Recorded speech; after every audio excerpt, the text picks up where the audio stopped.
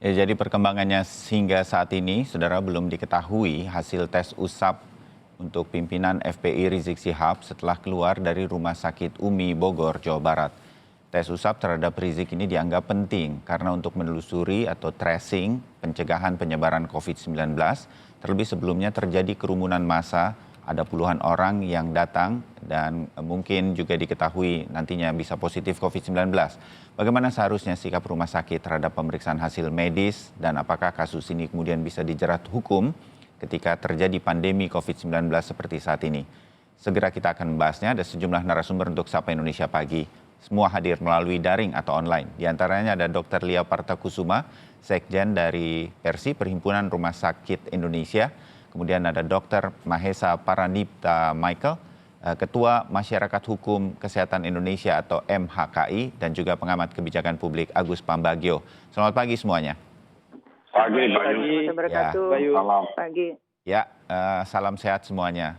Kita mau memberikan lagi kepada publik, kepada pemirsa Sapa Indonesia, Ibu Lia, Mas Mahesa, juga Mas Agus, pentingnya bagaimana kemudian kita bersikap di dalam situasi pandemi kali ini. Ibu Lia, Rumah Sakit Umi sempat terkesan menutup-nutupi, walaupun dalam preskon bersama Wali Kota Bima Arya tampaknya sudah cair begitu. Dalam situasi pandemi, semua informasi yang berkaitan dengan pandemi ini seharusnya seperti apa dan diyakini rumah sakit sebetulnya sudah tahu aturannya, Ibu Lia? Ya, selamat pagi. Assalamualaikum warahmatullahi wabarakatuh. Waalaikumsalam Bayu. warahmatullahi wabarakatuh. Untuk kami rumah sakit memang yang pertama kita harus memahami ya dasar hukum, yaitu yang tertinggi adalah Undang-Undang Wabah 4 1984. Kemudian juga ada undang-undang kekarantinaan ya nomor 6 tahun 2018 dan sebagainya. Jadi artinya memang ada kewenangan pemerintah dalam hal-hal tindak lanjut untuk wabah. Nah, kemudian kami juga di rumah sakit baik itu swasta maupun pemerintah memang ada juga dari keputusan Menteri Kesehatan yang nomor 413 tahun 2020 yang menyatakan bagaimana pedoman pengendalian COVID-19. COVID-19 ini kan suatu penyakit baru dan menular. Sehingga rumah sakit diwajibkan untuk membuat pelaporan. Nah, saat ini sehari-hari yang kami lakukan adalah kami melaporkan melalui yang pertama kita sebut sebagai rumah sakit online. Nah, rumah sakit online ini ada data-data tentang terutama jumlah-jumlah kumulatif ya, pasien suspek, probable, meninggal, baik itu jenis kelamin dan sebagainya, termasuk komorbidnya atau ada atau tidak. Kemudian pasien ini kemudian juga kita mesti melaporkan juga ke Dinas Kesehatan ya. Tapi nanti dalam waktu dekat memang Dinas Kesehatan ini akan bergabung semuanya ke All New Record namanya. Jadi untuk laboratorium, seluruh laboratorium diperintahkan untuk melaporkan hasil pemeriksaannya. Dan di dalam hasil pemeriksaan ini sudah sangat lengkap. Baik itu hasilnya positif, kemudian hasilnya seperti apa, bahkan sampai yang istilahnya yang meragukan pun kami lapor. Jadi kami lapor semua. Nah, ini akan ditampung tentunya oleh pihak berwenang. Nah, itulah yang wajib kami lakukan. Jadi dalam hal ini memang kerahasiaan pasien itu bukan berarti kami membukanya kepada publik, tetapi kita menyampaikan pada pihak berwenang sesuai dengan aturan-aturan berlaku. Seperti itu. Dan semua anggota Persi mengetahui hal ini, sudah disosialisasikan. Jadi mengerti betul bahwa tidak ada yang dilanggar dari kerahasiaan pasien, tetapi ini adalah sebuah sharing data untuk kepentingan yang lebih banyak. Ini sudah diketahui semuanya, Bu Lia? Ya, insya Allah demikian. Hanya dalam hal ini kita tentu tahu bahwa tidak semua rumah sakit mempunyai laboratorium yang lengkap untuk COVID-19. Nah, ini mungkin nanti tentunya bukan hanya rumah sakit, tetapi laboratorium pemeriksa pun harus melaporkannya gitu. Mungkin saja apabila hasil belum ada, sehingga rumah sakit pun belum tahu bagaimana pelaporan yang diberikan kepada mereka gitu. Jadi ini memang ada beberapa pihak, satu rumah sakitnya, yang kedua adalah laboratoriumnya, seperti itu. Ya, itu dugaan-dugaan kita mungkin hal semacam itu dan kemudian mudah-mudahan bisa diselesaikan. Dr. Mahesa, tadi disebutkan juga oleh Ibu Lia mengenai Undang-Undang Wabah nomor 6 tahun 84 dan kemudian ada juga untuk situasi wabah atau pandemi COVID-19. Bisa Anda jelaskan apa yang kemudian mengikat rumah sakit ketika terjadi situasi ada wabah dan lain-lain? Dr. Mahesa.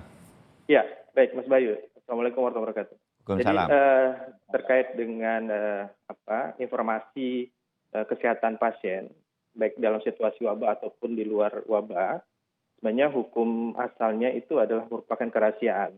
Karena diatur dalam beberapa undang-undang yang leg spesialis, seperti Undang-Undang Nomor 29 Tahun 2004 tentang praktik kedokteran, dan Undang-Undang 44 2009 tentang rumah sakit, Undang-Undang Kesehatan pun mengatur seperti itu. Jadi pada hukum dasarnya adalah sebuah kerahasiaan.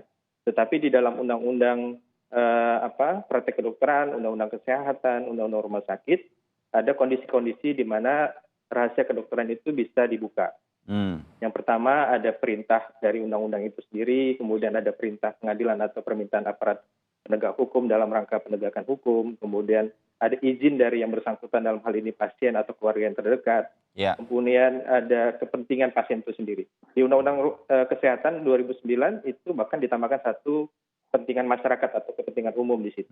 Nah, kalau bicara kepentingan umum, kita dihadapkan kepada, kalau dalam situasi wabah seperti ini, maka rahasia kedokteran tersebut itu bisa dibuka. Sudah diatur di dalam Permenkes 36 tahun 2012 tentang rahasia kedokteran.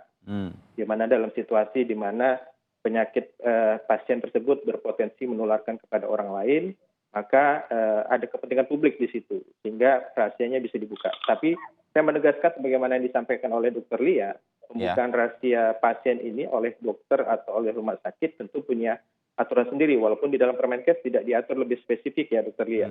Artinya dalam pelaporan wabah bukan dari dokter atau rumah sakit yang menyampaikan ke publik, tetapi tadi disampaikan dalam bentuk laporan pada institusi yang berwenang, apakah itu Dinas Kesehatan atau dalam Satgas, kemudian nanti Dinas Kesehatan atau Satgas lah yang kemudian mengumumkan ke publik. Tetapi tentang spesifik data pasien di dalam Permenkes 36 tahun 2012 disebutkan agar tidak identitas pasien yang dibuka. Jadi di Ikatan Dokter Indonesia melalui Majelis Kehormatan Etik pun diatur. Jadi yang bisa dibuka misalnya contoh usia, kemudian jenis kelamin, atau bahkan bisa inisial nama saja dibuka. Seperti itu Mas Bayu. Jadi situasinya kira-kira seperti itu.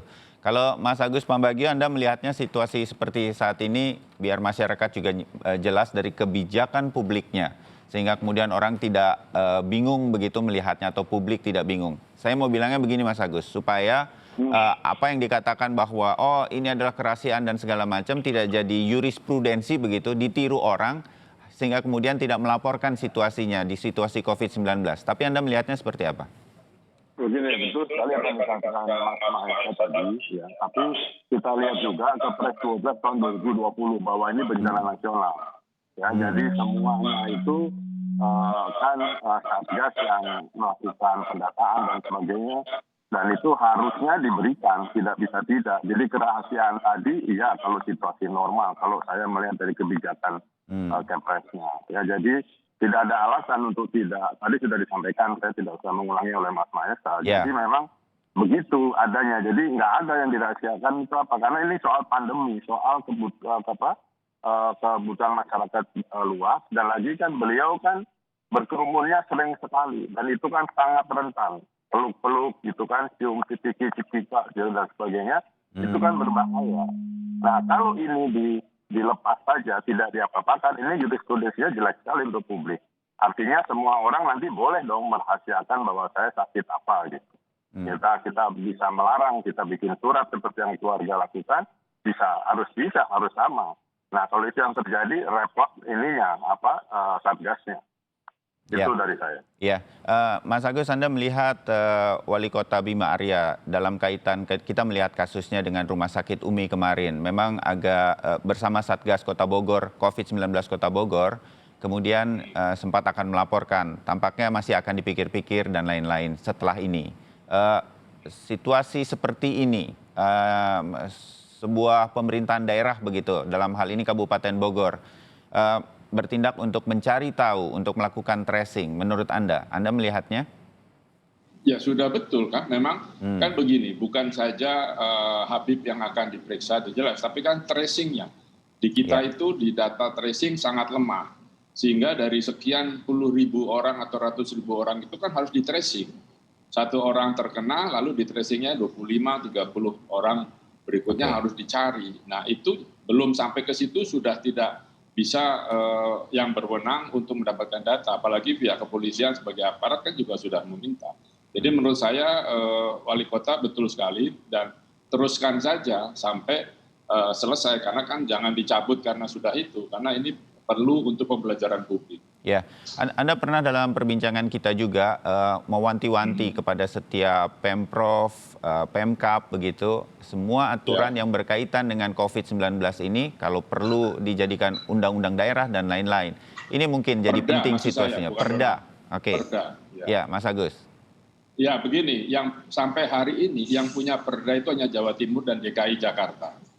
Oh, yang begitu? lainnya tidak punya perda. Ya, jadi memang penegakan hukumnya agak repot karena tidak bisa hanya pakai peraturan kepala daerah. Nggak bisa. Karena Undang-Undang 12 tahun 2011 memerintahkan hierarkinya ya kalau kalau sanksi itu di undang-undang dan di perda. Nah, jadi karena memang Bogor belum punya atau Jawa Barat tidak ada, ya memang kembalikan saja pada Undang-Undang Kekarantinaan Kesehatan kalau kita melihat apa yang kasus terjadi sekarang di samping Undang-Undang Kesehatan, keputusan Menteri Kesehatan dan seterusnya. Ya, jadi ini juga introspeksi bagi daerah-daerah lain agar memperkuat segala sesuatunya karena pandemi COVID-19 ini masih akan lama, begitu ya Mas Agus ya? Iya, sangat lama. Puncaknya kan belum mencapai. Salah satu ahli epidemiologi kan mengatakan hari ini bahwa puncaknya belum sampai. Jadi kapan sampainya kita nggak tahu. Makanya karena tracingnya juga lemah, kemudian juga ada yang tidak mau diperiksa begini, ini menyulitkan buat kita semua. Ya, dimengerti. Ibu Lia, rumah sakit kan sempat di awal-awal dulu memang khawatir kalau mereka dianggap merawat pasien COVID-19 dan kemudian menjadi penurunan pelayanan rumah sakitnya nanti kekurangan pasien dan lain-lain, orang tidak mau berobat. Hal semacam itu bisa kita duga masih terjadi, misalnya dalam kasus Rumah Sakit UMI, atau sebetulnya ada hal lain yang Persi ketahui, Bu Lia? Rumah sakit saat ini mungkin sudah berbeda dengan kondisi beberapa bulan yang lalu. Pada kenyataannya tidak bisa lagi ada rumah sakit yang menolak atau menyatakan bahwa saya tidak bisa merawat pasien COVID, karena pasien itu datang, kita juga tidak tahu, bahkan gejalanya pun kadangkala tidak seperti gejala spesifik COVID-19. Sehingga rumah sakit saat ini memang mereka sudah mulai menyediakan minimal ruang isolasi di emergency. Nah, pada saat menunggu, mereka akan melakukan pengecekan. Setelah itu, apabila memang positif, baru dilakukan perawatan sesuai dengan yang seharusnya. Dan memang kami rumah sakit juga karena ada kewajiban untuk ikut melakukan pengendalian juga terhadap penularan infeksi COVID ini. Tentu kami koordinasinya nih saat ini memang sudah lumayan luar biasa gitu. Bagaimana kami secara tiap hari kami melaporkan ke pihak Kementerian Kesehatan, kemudian juga Dinas Kesehatan juga setiap hari memonitor ya. Mudah-mudahan semua Dinas Kesehatan juga melakukan yang hal sama ya, seperti di Jakarta maupun di daerah-daerah lain. Saya rasa dengan koordinasi, Satgas juga akan mudah gitu untuk mendapatkan data apapun yang dibutuhkan. Itu saya rasa. Ya, nah Ibu Lia, berkaitan dengan ada kemungkinan rumah sakit yang masih mungkin belum menjalankan apa yang seharusnya dilakukan. Sudah ada undang-undangnya, sudah ada kepentingan yang lebih besar begitu. Siapapun orangnya, tanpa kita harus melihat orang per orang dan kasus per kasus. Semua orang kan seharusnya kalau ketahuan ada positif begitu, dia harus dilaporkan sedemikian rupa secara berjenjang, terutama kepada Satgas di Pemda dan kemudian nanti sampai Satgas ke pusat. Kalau ada yang diketahui, rumah sakit melakukan upaya-upaya menghalang-halangi begitu, Persi sendiri sudah mempunyai atau semacam apa ya Bu, sanksi atau upaya-upaya untuk agar rumah sakit tidak melakukan hal tersebut, Bu Lia? Persi ini adalah satu asosiasi di mana rumah sakit di dalamnya itu berkomunikasi berdasarkan kebutuhan yang sama gitu. Kami sebagai rumah sakit, tetapi kami tidak menjatuhkan Saya yakin sanksi. Itu ya. Ya, kita tidak menjatuhkan sanksi, tetapi kita selalu berkoordinasi. Maka penting sekali, Persi bukan hanya berkoordinasi dengan Dinas Kesehatan, dengan Satgas, juga kami berkoordinasi dengan pihak berwajib saat ini. Artinya apabila ada masalah-masalah yang sulit, biasanya pihak berwajib pun akan kontak Persi, kemudian akan meminta bagaimana jalan keluarnya. Intinya tuh yang paling sering adalah komunikasi. Jadi bagaimana rumah sakit itu selalu merasa khawatir gitu ya akan hubungan pasien dan rumah sakit. Tetapi sekali lagi bahwa rumah sakit punya tanggung jawab. Dan setiap individu menurut saya juga punya tanggung jawab untuk tidak menyebarkan infeksi ke yang lebih luas. Jadi ini menurut saya bukan masalah takut, tidak takut, atau misalnya khawatir pasiennya kurang atau tidak, bukan seperti itu. Ya. Tapi lebih ke arah kewajiban setiap individu, kewajiban setiap rumah sakit untuk bisa ikut membantu pemerintah dalam mengendalikan COVID-19 ini. Karena kalau kita tidak bersama-sama, yang rugi kan kita sendiri.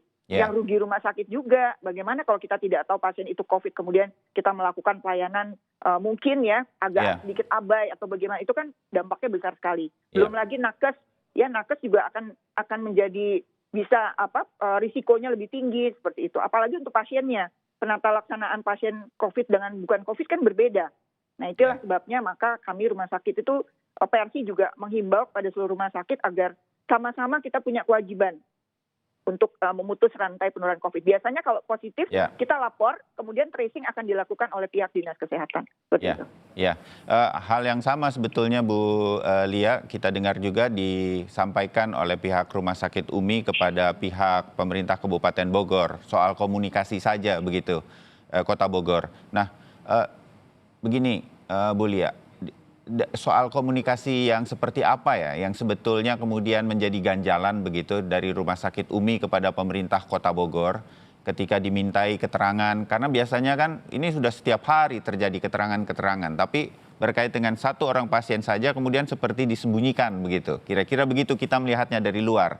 Nah, hal semacam ini kan harusnya tidak perlu terjadi sampai berlarut-larut. Itu hal semacam ini, Ibu sendiri sudah katakan anggota Persi pasti sudah mengetahui ini semua begitu. Nah, hal semacam ini, sebutlah saya, ada orang-orang yang merasa pasang badan, merasa ingin melindungi pasien ini, padahal tidak boleh pandang bulu berkaitan dengan pandemi COVID-19. Nah, hal semacam ini, bagaimana kemudian rumah sakit bisa menjaga independensinya dan masyarakat luas secara umum begitu, agar tidak terjadi hal-hal yang seharusnya sudah dilakukan, tanpa kemudian berkata lagi ini soal komunikasi saja. Karena harusnya ini sudah berjalan apa adanya. Sudah 10 bulan kita menghadapi ini. Ibu Lia.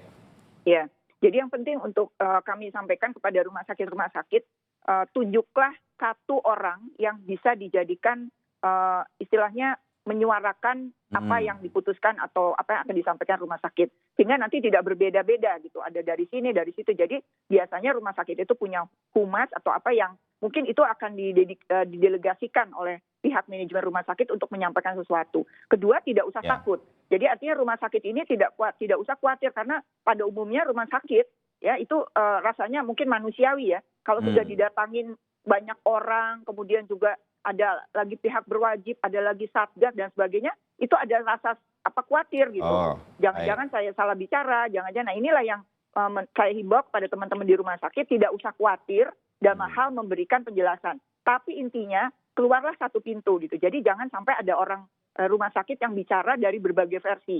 Jadi manajemen harus memberikan kewenangan kepada satu orang minimal atau orang yang memang sudah ditunjuk oleh pihak rumah sakit, sehingga apapun jawabannya adalah sama begitu. Dan apabila ada masalah juga bisa menghubungi Persi, karena Persi itu kan ada rumah sakit swasta, rumah sakit pemerintah, rumah sakit kepolisian dan sebagainya, itu semua kami akan bantulah, akan kami dukung untuk bagaimana mengkomunikasikan kepada pihak luar. Dan ini jangan lupa kepentingan publik. Nah, ini kepentingan publik itu, bukan individu rumah sakit, bukan individu pasien. Ini kepentingan publik, saya rasa harus dikedepankan dalam apapun yang ada saat ini. Mungkin itu, terima kasih. Ya, baik. Mudah-mudahan keterangan Ibu banyak didengarkan oleh banyak rumah sakit dan juga publik, sehingga mengerti bagaimana rumah sakit memang harus bersikap di situasi pandemi COVID-19 terutama, yang sudah ada undang-undangnya dan lain-lain. Ibu Lia, saya pamitkan karena Ibu jam 8 sudah harus meninggalkan dialog kita. Terima kasih, kita akan ketemu lain waktu. Assalamualaikum Ibu. Dan kemudian Dr. Maisa bersama Mas Agus akan tetap bersama kami. Berkaitan dengan melihat situasinya sekarang, kepolisian tetap akan melanjutkan kasus ini, walaupun ada kemungkinan pemerintah Kota Bogor akan mencabut laporannya ke kepolisian. Bagaimana hal ini kemudian disikapi oleh rumah sakit dan oleh masyarakat juga? Kami segera kembali.